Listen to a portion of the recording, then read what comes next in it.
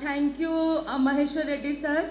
Thank you, NITHM, for giving me an opportunity to present my research work, and that is cultural similarities of Korea and India, and analysis with reference to the festivals. I have been given 5 minutes, and I am supposed to complete within that 5 minutes. So I'll just rush through the presentation.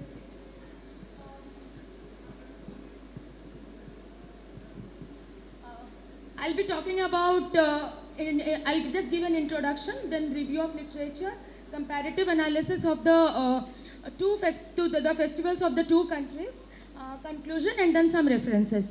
So what comes to our mind when we think of South Korea? Obviously, K-pop. Okay. So we are bound by culture through K-pop, and I can proudly say that one of the Indian singer Alka Yagnik, she has surpassed K-pop, and that is a proud moment of India. But then we are not going to talk about rivalry. We are going to talk about some similarities that both the countries have.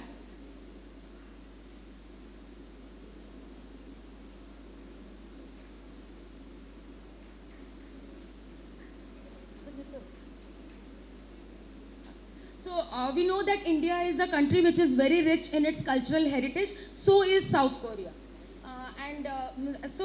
If we define culture, so culture is a holistic combination of learned and shared beliefs, values and practices to create cohesion in a group, and is the core concept within which anthropologists work. It is dynamic, evolving based on the needs of people within it, and as one culture comes into contact with the other. So this was first coined by Edward B. Taylor in 1897, calling it the complex whole which includes beliefs, knowledge, morals, customs, etc. So now India and South Korea. These two Asian countries have more in common than difference. They are strategic partners in trade, business, and also culture. And now if I tell you that there are certain festivals, I have highlighted 5. There are certain festivals which have common practices with Indian festivals, and it is very, very interesting, and I will show you how they are.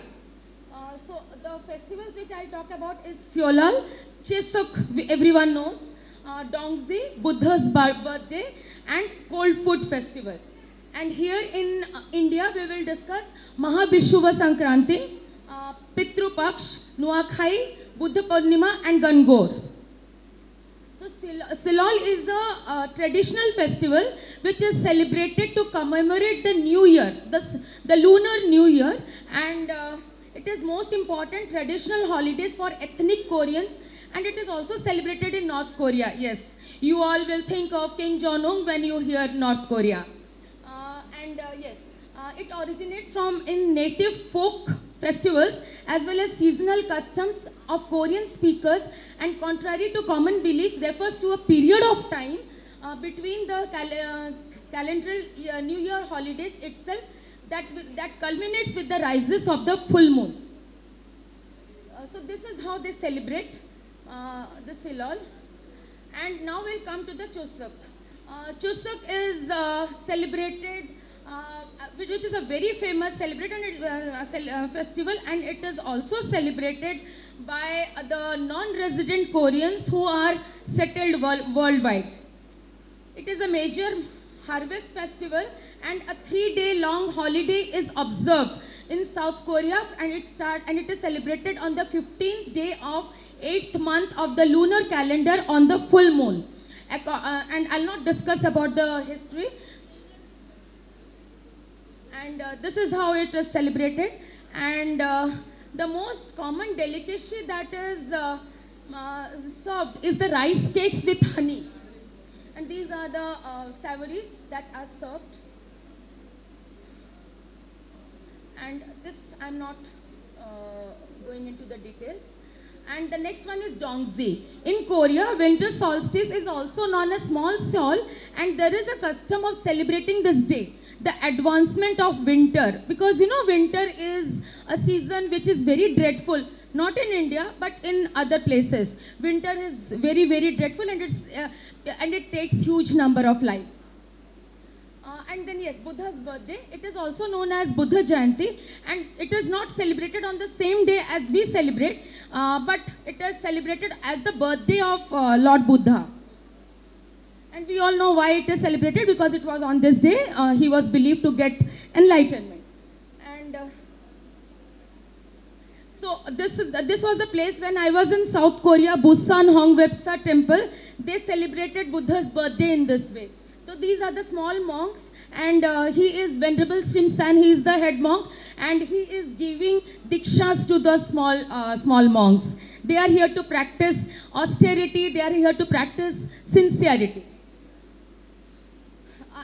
Yes, and it is celebrated not only in South Korea, Vietnam, Philippines, and other countries also. Okay, now the next one is the Cold Food Festival, that is also known as Hangshi Festival.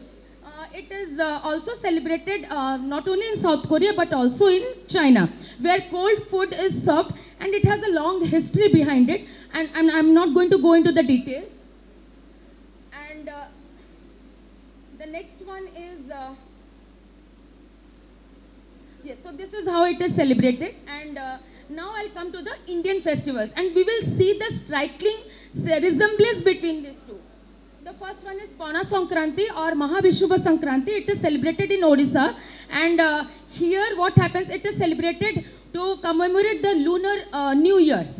And what happens here is, we prepare, I mean in Odisha, people go to the temples of Hanumanji, Shakti, Shiv and Shakti temple, and a special food is offered that is known as Pana, and which is made from the fruit juice, and especially the bale, and one more item is served, that is sattu. So we, along with this pana, sattu is also served as prasad. So this festival has resemblance to the Silol festival of South Korea. Now we'll come to the Nuakhai or the harvest festival, which is celebrated in western Odisha, and it is very much similar to the Chusak festival. So Chusak is also harvest festival. Not only that, as Chusak is celebrated, I mean the ancestors are worshipped in this festival. Same thing happens in Odisha, western Odisha also. In this Nuakhai, we offer prayers to the ancestors. We worship the ancestors. And so this is goddess Samleshwari. She is the local goddess. And you know, in Chusak what happens is, suppose 1 year does not bring any harvest, Chusak is not celebrated. But it does not happen. But the similarity is that it is the harvest festival, and it is same. So just two more, sir, two more. Yes, sir, just two more. Okay, so this one are the rituals. I am not going into the details. And yes, Navratri, as winter festival which is celebrated in South Korea to welcome the winter, same thing happens in Navratri also. Along with worshipping goddess Durga or Shakti, we celebrate the advancement of winter. We prepare our body, we fast for 9 days and prepare our body to overcome the winter. And the last one is Gangor. Gangor is like the Hanshi festival, the cold food which is offered to the god.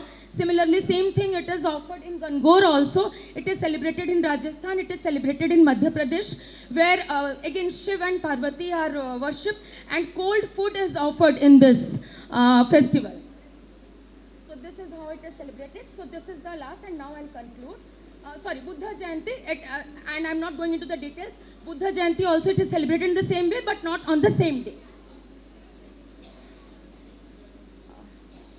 Conclusion. Thus, it can be seen that we have striking similarities between the festivals of India and South Korea, and the cultural similarities force us to ponder, are we just divided by boundaries?